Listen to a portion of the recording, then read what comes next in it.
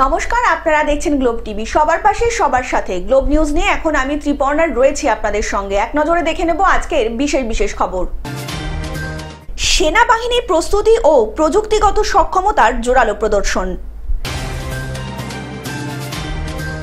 গৃহবধূকে ধর্ষণের অভিযোগে গ্রেপ্তার হলো এক ব্যক্তি। ফ্যামিলি দিবসকে সামনে রেখে অভিনব উদ্যোগ নিল সংশোধনাগার। কুলটি থানায় বিক্ষোভ দেখালো কংগ্রেস। নতুন মুখের ওপর ভরসা রাখল তৃণমূল কংগ্রেস। প্রয়াত হলেন গরিবের ডাক্তার। ঘুটিয়ারি শরীফে গ্রেপ্তার বাংলাদেশি। ডেঙ্গু সচেতনতা শিবির। মা ছেলের জুটিতে পর্দায় বাজিমাত।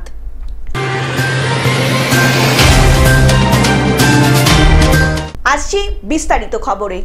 সেনাবাহিনীর প্রস্তুতি ও প্রযুক্তিগত সক্ষমতার জোরালো প্রদর্শন।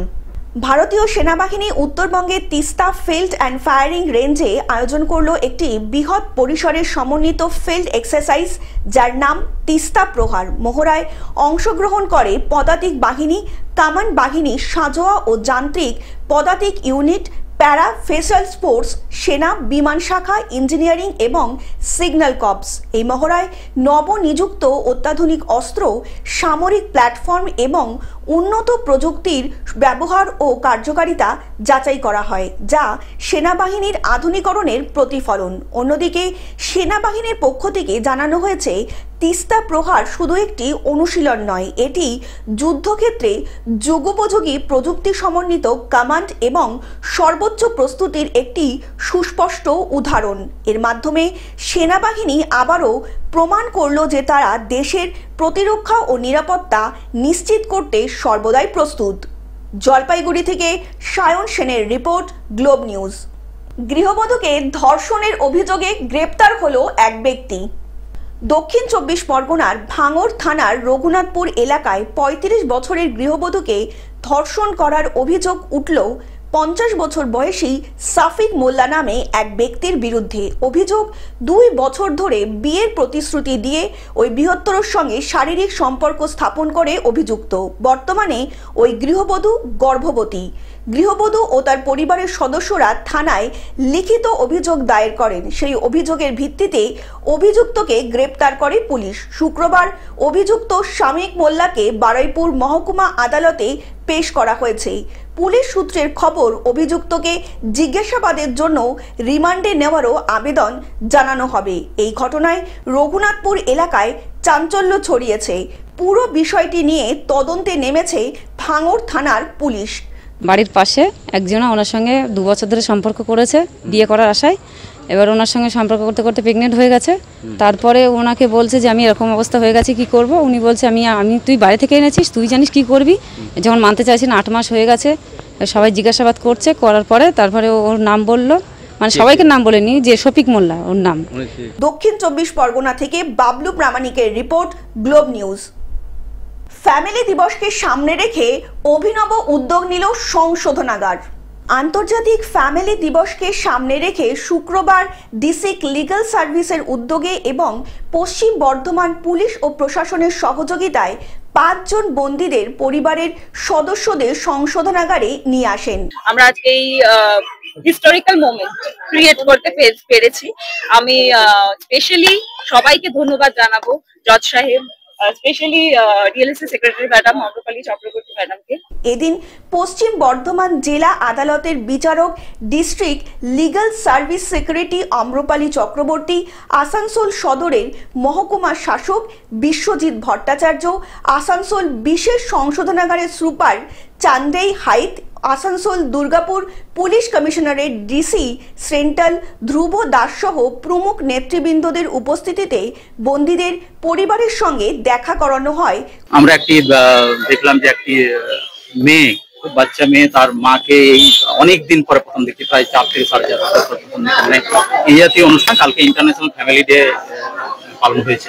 কয়েক বছর পর বন্দীদের সামনে থেকে দেখে কান্নায় ভেঙে পড়েন পরিবারের সদস্যরা। যেদিনকে ইন্টারন্যাশনাল ফ্যামিলিদের কথাটা আমার মনে এসেছিল, তখন আমার একটা জিনিসই মনে এসেছিল যে আমরা যারা প্রত্যেকদিন অন্তত ফ্যামিলির সাথে কথা বলতে পারি, রাতের বেলা ফ্যামিলির সাথে যে ঘুমোতে পারি গিয়ে, তারা তো নয় ফ্যামিলির সাথেই থাকি, তাদের ফ্যামিলির একটা বন্ধন আমরা যখন অনুভব করি, তাদের কি অবস্থা যারা দীর্ঘদিন ধরে ফ্যামিলি মেম্বারদের সাথে মিট করতে পারছে না, যে তারা প্রিজনে আছে, কারাগারে রয়েছে। আমার মন খুব কেঁদেছিল তখন। এবং আমি যখন কারাগারে আমার কাজের সূত্রে ভিজিটে আসি, ওনাদের সাথে পার্সোনালি যখন কথা বলি, আমাদের অনেকের কাছ থেকে শুনেছি যে আমাদের কিছু একটা ব্যবস্থা করুন ম্যাডাম, আমরা আমাদের ফ্যামিলি মেম্বারদের সাথে মিট করতে পারি। এই যে মায়ের কথা আমরা বলেছিলাম। আসানসোল থেকে সৌমিত্র গাঙ্গুলির রিপোর্ট, গ্লোব নিউজ। কুলটি থানায় বিক্ষোভ দেখালো কংগ্রেস। কর্নেল সুফিয়া কুরেশিকে নিয়ে মধ্যপ্রদেশের এক মন্ত্রীর কুরুচিকর মন্তব্যের প্রতিবাদে আসানসোলের কুলটি থানায় বিক্ষোভ দেখালো কংগ্রেস। শনিবার কুলটি ব্লক কংগ্রেস সভাপতি সুকান্ত দাসের নেতৃত্বে এই বিক্ষোভ দেখানো হয়। সুকান্ত দাস জানান, রাজ্য জুড়ে কংগ্রেসের তরফে এই কর্মসূচি করা হচ্ছে। বিক্ষোভ শেষে ওই মন্ত্রীর নামে থানায় অভিযোগ দায়ের করা হয় ব্লক কংগ্রেস নেতৃত্বর তরফ থেকে। কর্তব্য, আমরা সবসময় কর্মসূচি না, কর্তব্যে বিশ্বাসী এবং কর্তব্য পরায়ণ পার্টি আমাদের, আমরা কর্তব্য করি। আজ বর্তমানে আমরা দেখতে পাচ্ছি 48 ঘন্টা আগে আমাদের মধ্যপ্রদেশের সরকার, বিজেপি সরকারের একজন এমএলএ এবং মন্ত্রী, তিনি আমাদেরই কর্নেল সুফিয়া কুরেশিকে নিয়ে অরুচিকর, একদম কুরুচিকর মন্তব্য করেন এবং অভদ্র টিপ্পনি কথা বলেন। তিনি তাকে আতঙ্কবাদীদের বোন বলে সম্বোধন করেন এবং এটাও বলেন যে ওনারই সমাজের লোককে পাঠিয়ে ওনাদেরকে আমরা মারা করালাম। তো এটা কোন ধরনের মানসিকতা, এটা আমরা জানতে চাই বিজেপির কাছে। যে বিজেপি পার্টি সবসময় নিজেকে দেশ বলে মনে করেন, দেশের ধর্ম বলে মনে করেন, দেশত্ব ভক্তি পার্টি বলে মনে করেন, তারই দলের এবং তারই সরকারের মন্ত্রীরা এইভাবে আমাদের সেনার উপরে নিয়ে কথা বলছে। আসানসোল থেকে সৌমিত্র গাঙ্গুলির রিপোর্ট, গ্লোব নিউজ। নতুন মুখের ওপর ভরসা রাখল তৃণমূল কংগ্রেস। বসিরহাট তৃণমূলে সাংগঠনিক জেলার নবনির্বাচিত জেলা সভাপতির দায়িত্ব পেলেন ছাত্র আন্দোলন থেকে উঠে আসা ছাত্র নেতা থেকে মানুষ জনগণের নেতা বুরহানুল মুকাদ্দেম লিটন। 7টি বিধানসভা ও একটি লোকসভার দায়িত্ব এখনই এই ছাত্রনেতার হাতে। নতুন জেলার সভাপতির নাম ঘোষিত হতেই বাদুড়িয়া, বসিরহাট ও জেলার সর্ব এলাকায় কর্মীরা আনন্দে মেতে ওঠেন।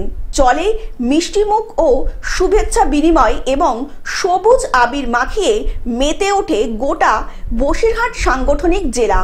অন্যদিকে নবনির্বাচিত সভাপতি বলেন, মাননীয় মুখ্যমন্ত্রী মমতা বন্দ্যোপাধ্যায় ও অভিষেক বন্দ্যোপাধ্যায় সাংগঠনিক জেলার 7টি বিধানসভা তাকে 50 থেকে 60 হাজার ভোটে জিতে উপহার দিতে পারি, তার জন্য আমরা বদ্ধপরিকর। নতুন প্রজন্মকে নিয়ে এগিয়ে যাব, পুরনোর অভিজ্ঞতাকে কাজে লাগিয়ে। আমি তাদের কাছে আবেদন রাখব, বাংলার মাটিতে দাঁড়িয়ে আপনারাই বিচার বিশ্লেষণ করুন। বর্তমান প্রেক্ষাপটে দাঁড়িয়ে জোড়া ফুল ছাড়া অল্টারনেটিভ কোনো অপশন মানুষের হাতে আসে বলে আমার মনে হয় না। বসিরহাট থেকে শ্যাম বিশ্বাসের রিপোর্ট, গ্লোব নিউজ।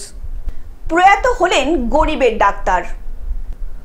শুক্রবার শেষ নিঃশ্বাস ত্যাগ করলেন হুগলি উত্তরপাড়া ও ডানকুলি এলাকার বিশিষ্ট চিকিৎসক ডক্টর একে দেবরায়। মৃত্যুকালে তার বয়স হয়েছিল 73 বছর। অনেকদিন ধরে হার্টের প্রবলেম ছিল, এটা ডাক্তার সব বড় ডাক্তার দেখাচ্ছে, ডাক্তার নিজেও জানতো আমার হার্টের সবসময় প্রেশারটা কম থাকতো, 100 নিচে। তাতেও ডাক্তার রোগী দেখতো, বাড়িতে যেত। সাধারণ মানুষ থেকে শুরু করে চিকিৎসক মহলের একাংশের মধ্যে মূলত বিনামূল্যে গরিবদের চিকিৎসা করার জন্যই হুগলি উত্তরপাড়া ও ডানকুনি এলাকায় তাকে অনেকেই গরিবের রবিনহুড নাম দিয়েছিলেন। ডাক্তারবাবুর আকস্মিক মৃত্যুতে এলাকায় শোকের ছায়া নেমে এসেছে। আমি খুবই মর্মাহত এই কারণে যে বিমানদারা আগে আমাদের মাগলার ঘোষপাড়াতেই বড় হয়েছে, ওনার ডাক্তারি পড়া সবকিছু কিন্তু মাগলাতেই। একজন সিনিয়র ডাক্তার এই অঞ্চলের বহু রুগী ওনার হাতে সুস্থ হয়েছে, ভালো হয়েছে। টাকাটাই যে বড় নয়, তার জীবনের উপলব্ধি এটা ছিল।